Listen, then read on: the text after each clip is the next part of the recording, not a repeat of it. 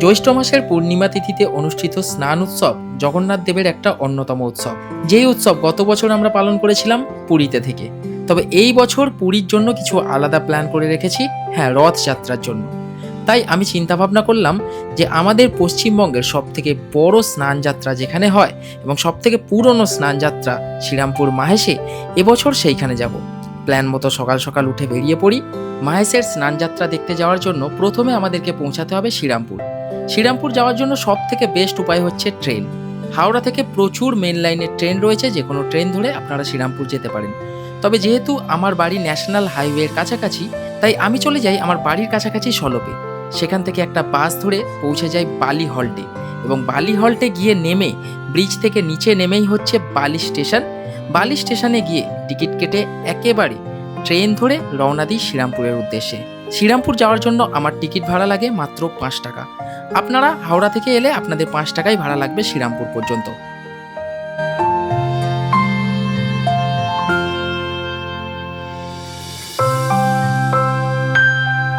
ট্রেনে করে চলে এলাম শ্রীরামপুরে। শ্রীরামপুরের 3 নম্বর প্ল্যাটফর্মে আমাদের লোকাল ট্রেন প্রবেশ করেছে। এইখানে সাবওয়ে রয়েছে, সাবওয়ে থেকে বেরিয়ে আমাদেরকে যেতে হবে 1 নম্বর প্ল্যাটফর্মের দিকে, কারণ ওই দিকেই রয়েছে টিকিট কাউন্টার এবং টোটো স্ট্যান্ড। এই হচ্ছে 3 নম্বর প্ল্যাটফর্ম। এই দেখুন, সিঁড়ি দিয়ে সাবওয়ে যাওয়ার রাস্তা আছে। সাবওয়ে থেকে গিয়ে আমাদেরকে যেতে হবে 1 নম্বর প্ল্যাটফর্মের দিকে। চলুন।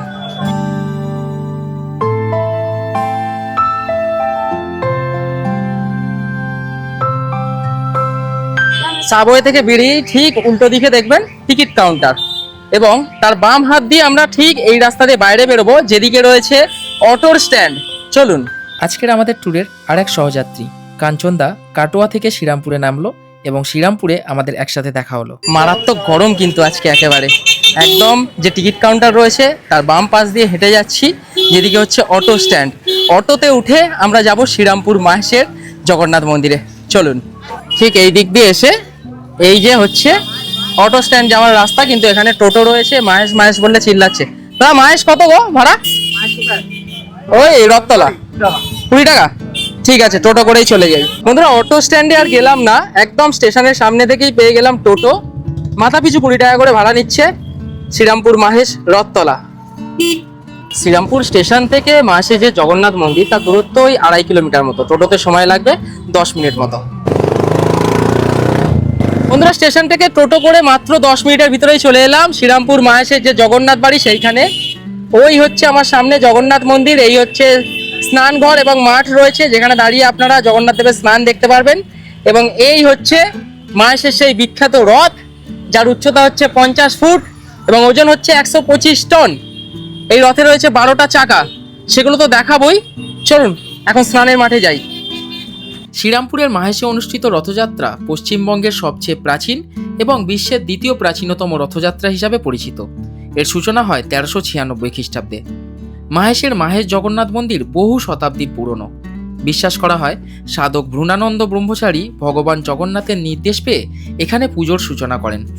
বর্তমানে বিশাল রথটি প্রায় 50 ফুট উঁচু এবং 125 টন ওজন, যাতে রয়েছে 12টি বড় বড় লোহার চাকা।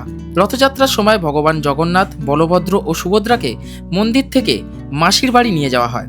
কয়েকদিন পর উল্টো রথে আবার মন্দিরে ফিরিয়ে আনা হয়। স্নানযাত্রার দিন ভগবানকে মন্দির থেকে বের করে এই ধরনের লেপ এবং দড়ি দিয়ে বেঁধে স্নান মন্দিরে নিয়ে যাওয়া হয়, এবং সেখানেই 108 ঘড়া জল দিয়ে প্রভুকে স্নান করানো হয়। এই হচ্ছে বন্ধুরা জগন্নাথ মন্দিরের মাঠ, এবং আমার ঠিক সামনে দেখুন শ্রী শ্রী জগন্নাথ দেবের স্নান মঞ্চ।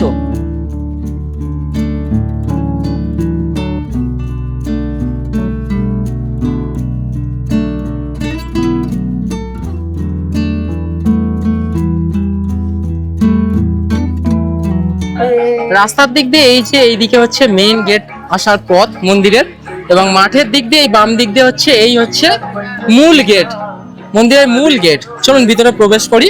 হ্যাঁ, এখানে কিন্তু ওই যে নাট মন্দির রয়েছে সামনে, অতটা পর্যন্ত জুতো পরেই আপনারা প্রবেশ করবেন। তারপর সেইখানে জুতো খুলে প্রবেশ করলে আপনারা দেখতে পাবেন মূল মন্দির।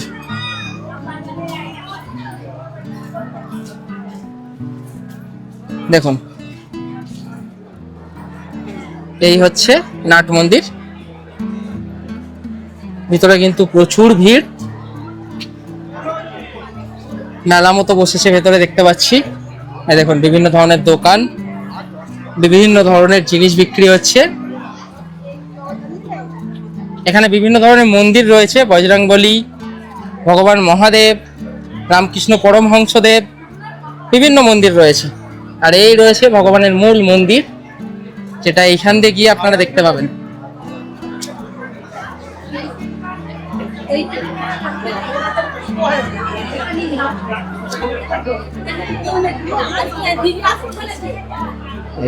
গর্ভগৃহ, এই হচ্ছে ভগবানের গর্ভগৃহ, সেখানে ভগবান থাকেন। ঘড়িতে সময় এখন সকাল 11টা। এই মুহূর্তে আমি পৌঁছে গেছি শ্রীরামপুর মাহেশের স্নান যাত্রা দেখতে। এই যে আমার ঠিক পিছনে জগন্নাথ দেবের কিন্তু স্নান মঞ্চ। আমি 11টার মধ্যে এসেছি, তাও কিন্তু ভগবানের স্নান হয়ে গেছে। যতটা আমি এখানে লোকাল মানুষের থেকে খবর নিয়েছিলাম, 12:30 একটা নাগাদ প্রভু স্নান হয়, কিন্তু 11টার মধ্যেই স্নান হয়ে গেছে। তবে এখনো কিন্তু প্রভু স্নান মঞ্চে রয়েছে, সেখানে মানুষজন লাইন দিয়ে পুজো দিচ্ছে। চলো সামনে গিয়ে আপনাদেরকে দেখানোর চেষ্টা করি। বন্ধুরা, এই যে স্নান মন্দির যেদিকে রয়েছে, স্নান মঞ্চ, সেই মাঠের ঠিক বাইরেই কিন্তু আজকে সারাদিনের কর্মসূচি একটা ব্যানারে লেখা রয়েছে। দেখুন, ভগবানকে 108টা কলসির জল দিয়ে কিন্তু স্নান করানো হয়। এখানে সময়টা লেখা আছে, দেখুন, মহা অভিষেক স্নান সকাল 8:55 এবং স্নান পূর্ণিমার অমৃত যোগে পূর্ণ স্নান সকাল 10:15। যার জন্য আমরা 11টার সময় এসে কিন্তু স্নান দেখতে পেলাম না। তাছাড়া দুপুরে, সন্ধ্যেবেলায় কখন কি হবে একেবারে এখানে সমস্ত সময় দিয়ে লেখা রয়েছে। দেখুন, 7 বেশ দুপুর 12টায়, অর্থাৎ 12টার সময় কিন্তু এই যে পর্দাটা দেওয়া রয়েছে খোলা হবে এবং আমরা দর্শন পাবো একদম মাঠ থেকেই। বন্ধুরা, স্নান মন্দিরে তো এখন ভগবান বসে রয়েছেন এবং প্রভুর যে স্নান হয়েছে সেই স্নানের জল যারা নিতে চায় তারা কিন্তু এইখানে এসে, যেখানে গর্ভগৃহ রয়েছে সেইখানেতে প্রভুর স্নানের জল সবাইকে বিতরণ করছে, এসে নিতে পারেন। আপনারা কিন্তু বছরের যে কোনো সময় এই যে শ্রীরামপুর মাহেশের জগন্নাথ মন্দিরে আসবেন, খুব সুন্দরভাবে পুজো দিতে পারবেন। জয় বাবা জগন্নাথ। খুব সুন্দরভাবে পুজো দিতে পারবেন। যখনই আসবেন পুজো দিয়ে মন ভরে যাবে, এতটুকু কথা দিলাম। জয় বাবা জগন্নাথ।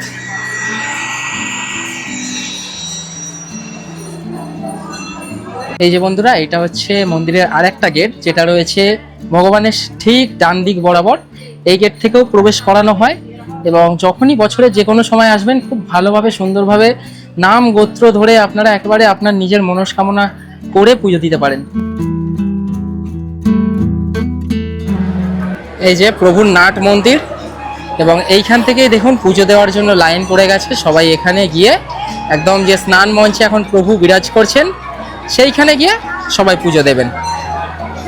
বন্ধুরা, ঘড়িতে সময় এখন দুপুর 12টা এবং 7 বেশের জন্য জগন্নাথ দেবের রূপ আমরা দর্শন পাচ্ছি। এই দেখুন কি সুন্দর রূপে সেজে উঠেছে ভগবান। আহা, দারুণ দারুণ।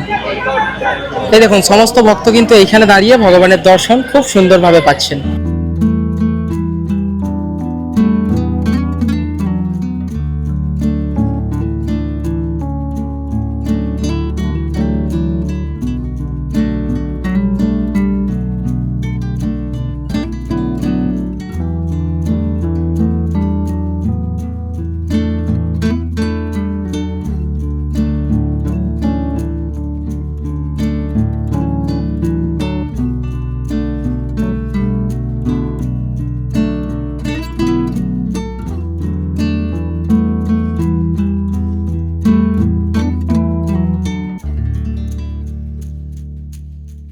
বন্ধুরা, এই ছিল পশ্চিমবঙ্গের সব থেকে প্রাচীনতম শ্রী জগন্নাথ দেবের দর্শন এবং তার স্নান যাত্রা।